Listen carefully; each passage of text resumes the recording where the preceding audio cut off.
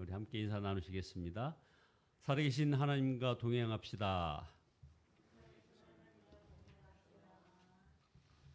네, 시편 강해를 쭉 해오다가 너무 길다 보니까 중간중간 끊겼는데요. 이제 135편부터 마무리를 해야겠습니다.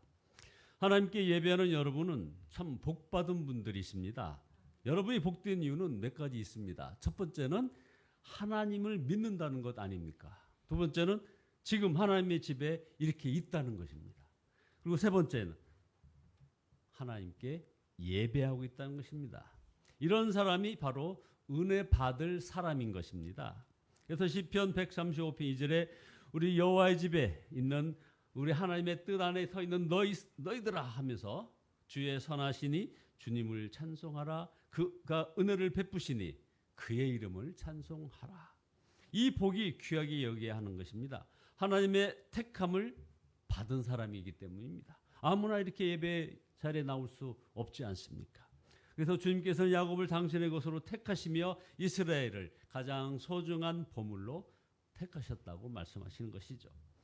시편 135편 5절에서 7절의 시편 기자의 고백처럼 하나님은 살아계신 하나님이시며 그 어느 신보다도 위대하신 분이십니다. 그는 하늘, 땅, 바다 그리고 바다 및 어디에나 계시며 뜻하시는 것은 무엇이든지 다 이루시는 분이심을 여러분 믿으시기 바랍니다. 그 결정적인 증거가 바로 구약시대에는 이 출애굽 구원 사건 아니겠습니까? 이스라엘 백성들은 하나님에 대한 신앙을 고백할 때마다 언제나 바로 이 출애굽 사건을 언급했습니다. 하나님이 살아계신 하나님이란 증거는 출애굽 사건 하나면 아주 충분했기 때문에 그렇습니다. 그래서 8절에 13절에 바로 이 유명한 출애굽 사건이 시편 135편에서 언급되어 있습니다. 하나님께서는 이집트에서 종살이하던 이스라엘을 구원하셨으며 주의 모든 족속을 물리치시고 가나안 땅에 들어가게 하셨다는 것입니다.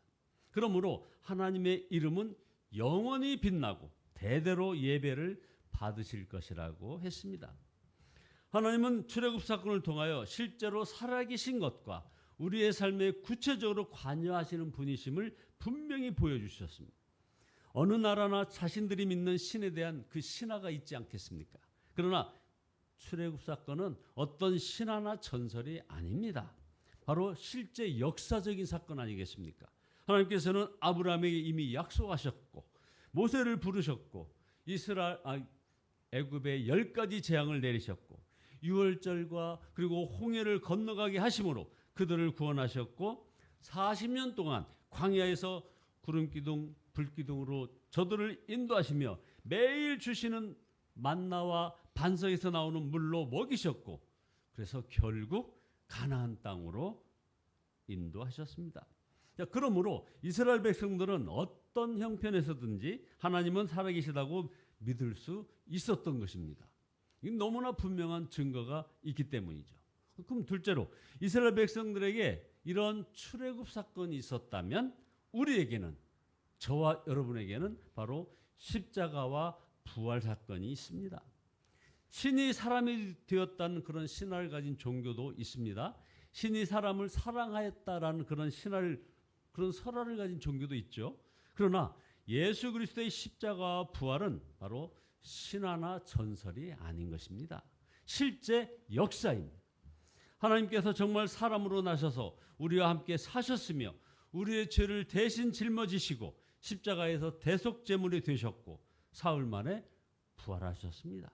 어디에도 이런 종교는 없습니다. 십자가와 부활은 하나님은 분명히 살아계신 하나님이라는 그 부인할 수 없는 증거입니다.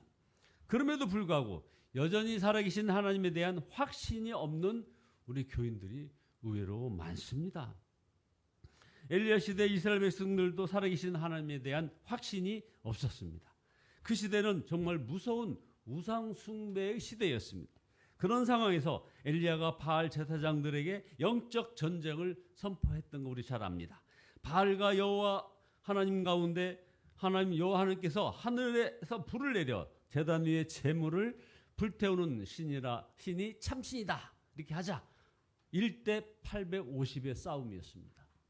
그 소문을 듣고 많은 이스라엘 백성들이 구경하려고 갈멜산으로 몰려왔는데 그들에게 엘리야가 이렇게 외칩니다. 엘리야가 모든 백성에게 가까이 나아가 이르되 너희가 어느 때까지 둘 사이에서 머뭇머뭇하려느냐. 여호와가 만일 하나님이면 그를 따르고 바알이 만일 하나님이면 그를 따를지니라 하니 백성이 한마디도 대답하지 아니하는지라. 열왕기상 18장 21절의 이 말씀은 정말 무서운 말씀입니다. 여러분 중에도 이런 말을 듣고 마음이 뜨끔한 분들도 있을 것입니다. 세상과 하나님 사이에서 머뭇머뭇하며 살고 있기 때문입니다. 우리가 왜 그렇게 사는 것일까요? 바로 살아계신 하나님을 우상 섬기듯이 섬겼기 때문입니다. 이 시편 135편이 쓰여진 당시 세상 모든 나라들은 한결같이 우상을 숭배했습니다. 그래서 시편 135편 15절에도 그런 말이 나옵니다. 이방 나라의 우상들은 은덩이나 금덩이일 뿐 사람들이 손으로 만든 것이다 하면서 18절에 우상을 만든 자들과 우상을 의지하는 자들은 누구나 우상과 같이 될 것이라. 그래서 많은 사람들이 하나님도 우상 섬기듯 섬기는 것입니다. 우상 숭배는 우상을 만들어 놓고 자신의 문제를 해결해 주고 복을 달라고 비누는 행위입니다. 광란의 제사의식이 있을지라도 거기에는 친밀한 교제가 없습니다. 죽은 우상과 무슨 교제가 있겠습니까? 그러나 하나님은 살아계신 하나님이십니다. 반드시 거기에는 교제가 있습니다. 만약 하나님과 친밀한 교제가 없다면 우상 섬기듯 하나님을 믿고 있는 것이죠. 자신이 원하는 것이 이루어지면 하나님을 믿고 이루어지지 않으면 다른 신을 찾아가는 것입니다. 이렇게 하나님을 믿는 사람이 바로 하나님을 우상 섬기듯 하는 사람이라고 얘기하는 겁니다. 살아계신 하나님을 믿으며 하나님은 그를 인도하시고 그는 하나님께 순종합니다. 하나님이 실제 자신의 삶의 주인이요 왕이기에 고난을 당할지라도 하나님을 찬양합니다. 단지 복을 받고 문제를 해결하기 위하여 하나님께 예배하고 기도하는 것이 아닌 것입니다. 예배를 해도 이처럼 하나님과 친밀히 동행하면서 예배를 해야 하나님께서 기뻐하지 않으시겠습니까? 우상 섬기듯 하나님을 섬기는 자가 예배할 때 하나님께서는 무엇이 기쁘시겠습니까? 우리 예수님께서 놀라운 약속을 요한복음 7장 38절에서 이렇게 하십니다. 나를 믿는 자는 성경의 이름과 같이 그 배에서 생수의 강이 흘러나오리라.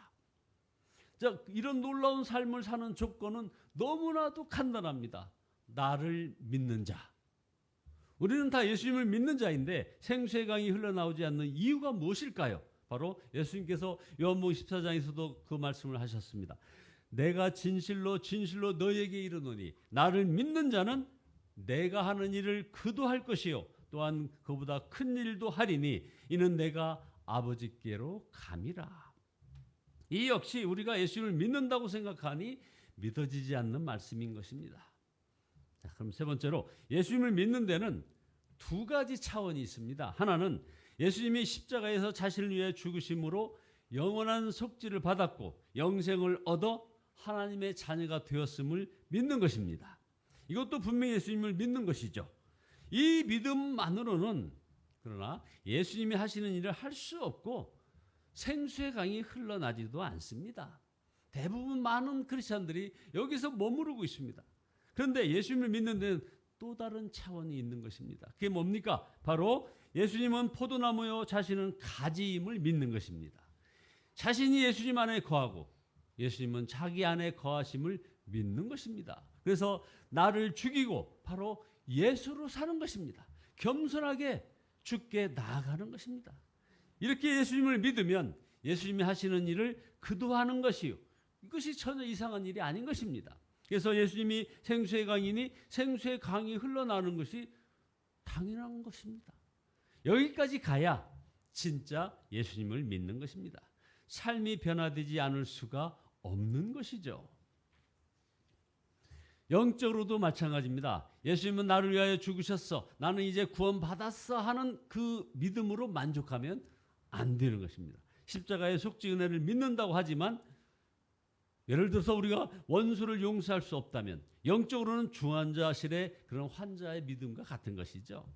예수님 마음에 거한다고 하면서도 여전히 염려하고 살고 은밀한 죄를 해결하지도 못하고 천국 소망 가졌다면서 영생을 소유했다고 하면서 항상 기뻐하지 못하고 고난을 특권으로 여기지 않으며 그리고 교회가 예수님의 몸이라고 믿으면서도 교회 안에서 서로 다툼이 사라지지 않고 교회들이 서로 연합하지 못한다면 그는 영적으로 겨우 생명이 살아있는 그런 중환자 상태인 것입니다.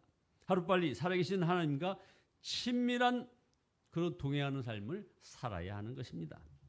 우리의 문제는 하나님이 살아계시냐 아니냐가 아닙니다.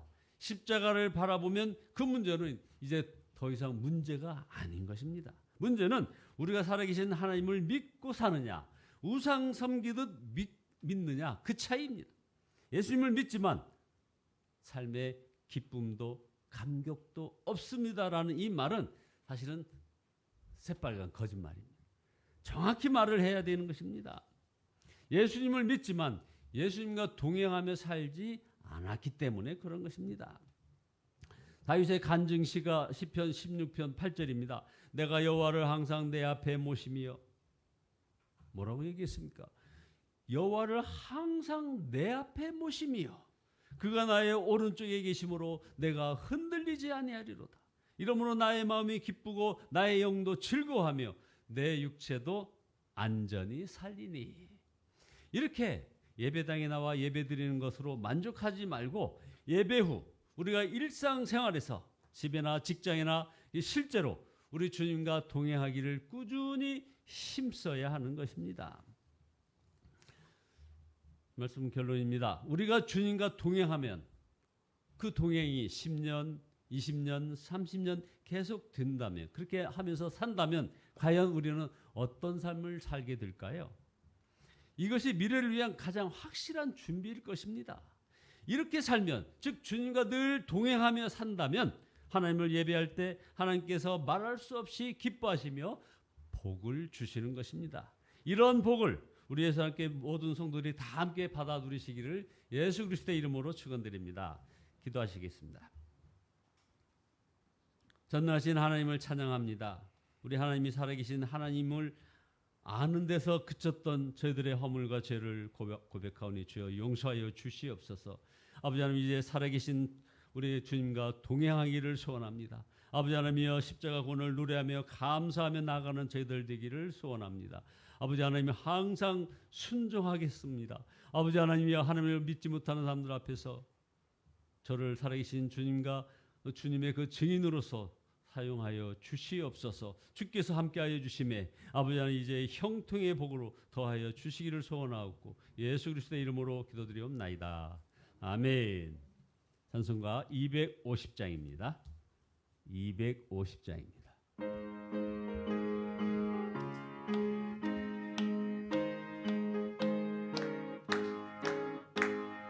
구주의 십자가 보혈로 죄 씻음 받기를 원하네. 내 죄를 씻으신 주 이름 찬송합시다. 찬송합시다. 찬송합시다.